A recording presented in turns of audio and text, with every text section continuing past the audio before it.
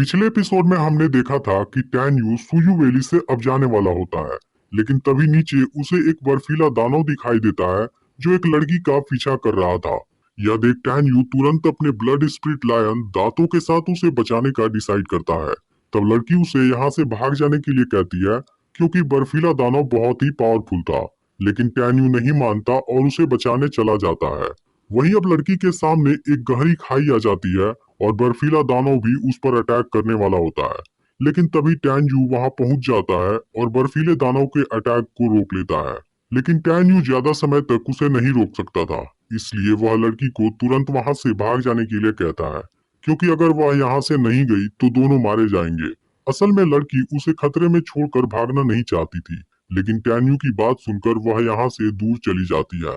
इसके बाद बर्फीला दानव टैन यू पर लगातार अटैक करने लगता है, लेकिन तभी दांतों आकर बर्फीले दानव को रोकने लगता है और टैन यू वहां से बचकर लड़की के पास आ जाता है।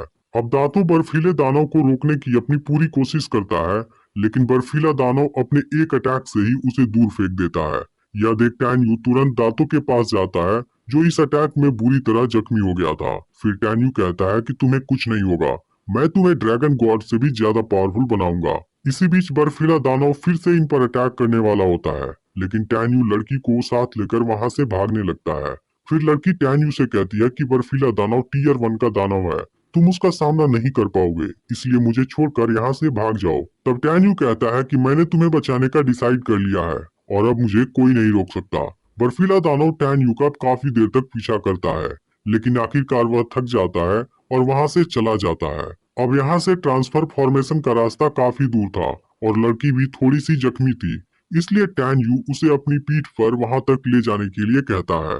यह सुनकर लड़की पहले तो शर्माती है, लेकिन उसके पास कोई दूसरा ऑप्शन नहीं होता, इसलिए वह टैन यू की बात मान जाती है और टैन यू उसे अपनी पीठ पर लेकर आगे बढ़ने लगता है। तभी हम देखते हैं कि म्यूरोनकुन का आदमी हान इन पर नजर रख रहा है, लेकिन अब टैन यू भी समझ जाता है कि कोई उसे टारगेट कर रहा है, इसलिए वह लड़की को यहाँ से अकेले जाने के लिए कहता है। फिर टैन यू जब यहाँ से जाने लगता है तो लड़की उसका नाम पूछती है और अपना नाम सियाओ बताती है। इसके साथ ही हमें यह पता चलता है कि सियाओ टैन यू की सीनियर है। अब टैन यू यहाँ से अकेले आगे बढ़ने लगता है, तभी हम देखते हैं कि ये टियान भी अपने कुछ लोगों के साथ यहाँ आ गया है। फिर ये टियान के आदमी बोलते हैं कि इसे तो हम ही देख लेंगे, लेकिन ये टियान थोड़ा सा परेशान होता है क्योंकि टैन यू ने 7वीं लेवल पर होते हुए भी वेई को मार दिया था और इसके अलावा वह केवल 20 दिन के अंदर ही 8वें लेवल पर आ गया है, जबकि इसमें कम से कम 3 महीने का समय लगता है। तभी ये टियान हान और उसके लोगों को भी छुपा हुआ देखता है, इसलिए वह अपने लोगों के साथ वेट करने लगता है। तभी हान अपने लोगों के साथ टैन यू को घेर लेता है। हान की छोटी हाइट को देख टैन यू उसका मजाक उड़ाने लगता है। फिर हान टैन यू से सरेंडर कर देने के लिए कहता है, लेकिन टैन यू हमेशा की तरह इसे भी मना कर देता है, जिस पर हान कहता है कि तुम मेरे सामने केवल एक चींटी के जैसे हो। इसके बाद हान अपने लोगों को उस पर अटैक करने भेजता है, लेकिन tan you God step technique से एक झटके में ही सभी को जख्मी कर देता है। यह देख हान तुरंत वहां से भागने की कोशिश करता है, लेकिन टैन यू उसे पकड़ लेता है। तब हान पॉइजन लगे चाकू से टैन यू पर अटैक करने जाता है, लेकिन टैन यू उसे रोक लेता है। इसके बाद हान कहता है कि तुम मुझे जाने दो, नहीं तो म्यूरोन-कुन तुम्हें जिंदा नहीं छोड़ेगा। उसकी यह बात सुनते ही टैन यू उसे उठाकर पटकने लगता है। इसके बाद टैन यू उसी के चाकू से उसे मारने जाता है, जिसे देख हान काफी डर जाता है और अपनी जान की भीख मांगने लगता है, क्योंकि उस चाकू में ऐसा खतरनाक पॉइजन होता है जिसके अटैक से विक्टिम की दर्दनाक तरीके से मौत होती है। लेकिन टैन यू उसकी कोई बात नहीं सुनता और उसे चाकू मार देता है। यह देख हान के आदमी तुरंत वहां से भाग जाते हैं, लेकिन अब ये टियान अपने लोगों के साथ वहां आ जाता है। उसे देख टैन यू हैरान हो जाता है, क्योंकि ये टियान स्पिरिट फीटर रिल्म के हाई लेवल पर था। ये टियान कहता है कि तुमने लिंग हू के भाई को मारकर बहुत बड़ी गलती कर दी है, इसलिए अब मरने के लिए तैयार हो जाओ। जिस पर टैन यू भी उसे सामने से चैलेंज कर देता है। इसके बाद ये टियान अपने लोगों के साथ उस पर अटैक करने जाता है, लेकिन तब tan you God I technique का यूज करता है और ये टियान के सभी लोगों को अपने कंट्रोल में कर लेता है। फिर टैन यू ये टियान पर अटैक कर देता है और उसके चेहरे पर कट लगा देता है। अब टैन यू के इस हरकत से ये टियान काफी गुस्सा हो जाता है और अपने ड्रैगन बॉडी में आने के बाद टैन यू पर अटैक करने लगता है।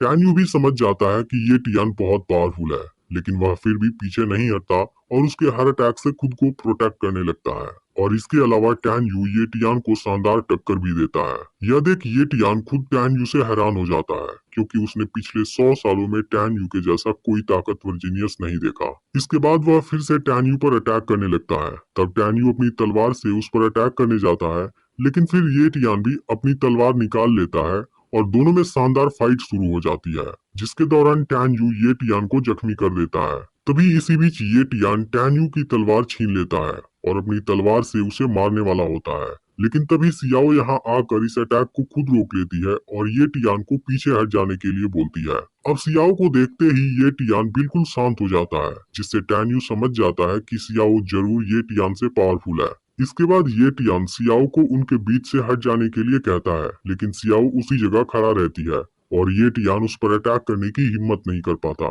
फिर ये टियान सियाओ से कहता है कि मैं तुमसे डरा नहीं हूँ, बल्कि लिंग हूँ हमेशा तुम्हारी प्रशंसा करता है, इसलिए मैं तुमसे कोई दुश्मनी नहीं चाहता। इसके बाद सियाओ टैन यू को अपने साथ लेकर वहां से जाने लगती है। फिर ये टियान टैन यू से कहता है कि अगली बार सामना होने पर मैं तुम्हें मार दूंगा। ये टियान के इस बात से टैन यू भी गुस्सा हो जाता है और 3 महीने बाद लाइफ एंड डेथ एरिना में डेथ फाइट के लिए चैलेंज कर देता है। तब इस पर ये टियान कहता है कि मुझे पता है तुम इस 3 महीने में 9वीं लेवल पर आ जाओगे, जिसके बाद मैं तुम्हारा सामना नहीं कर पाऊंगा, लेकिन अगर तुम्हारे अंदर हिम्मत है तो इस चैलेंज को 1 महीने बाद करो। यह सुनकर सियाओ टैन यू को इसके लिए मना करती है, लेकिन टैन यू ये टियान के चैलेंज को एक्सेप्ट कर लेता है और बदले में 1 महीने तक लिंग हू से प्रोटेक्शन का प्रॉमिस मांगता है। इसके बाद टैन यू सियाओ के साथ यहाँ से जाने लगता है, जिसके दौरान सियाओ टैन यू के जख्मी हाथ पर अपना कपड़ा बांधती है। अब टैन यू और सियाओ इस वैली के गेट पर होते हैं, जहाँ सियाओ टैन यू से कहती है कि तुम्हें ये टियान को डेथ फाइट के लिए चैलेंज नहीं करना चाहिए था।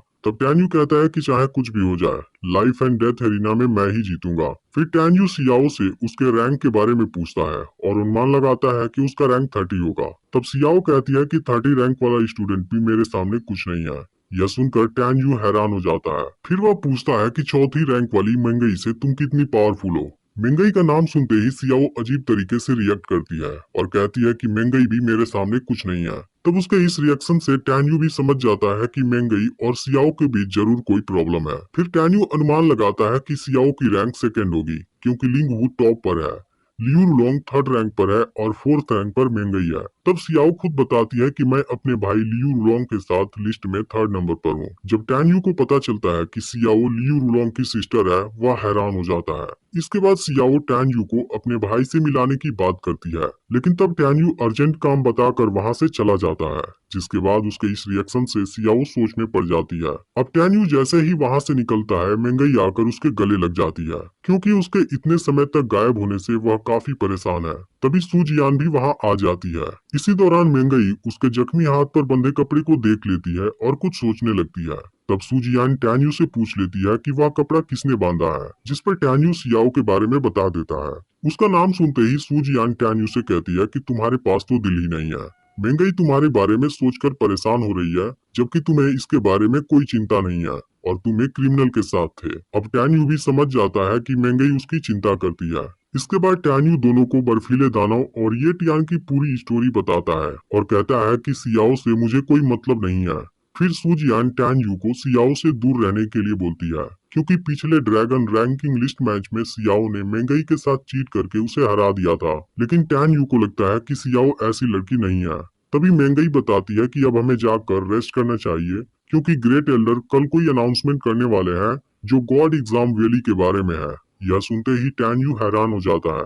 तब मंगई उसे बताती है कि सच में यहाँ गॉड का एक मेटेओराइट है, लेकिन टैन यू को अभी भी यकीन नहीं हो रहा होता। अब इसका अगला पार्ट भी बहुत ही जल्द अपलोड होने वाला है, इसलिए चैनल को सब्सक्राइब करके नोटिफिकेशन को ऑल पर सेट कर लेना।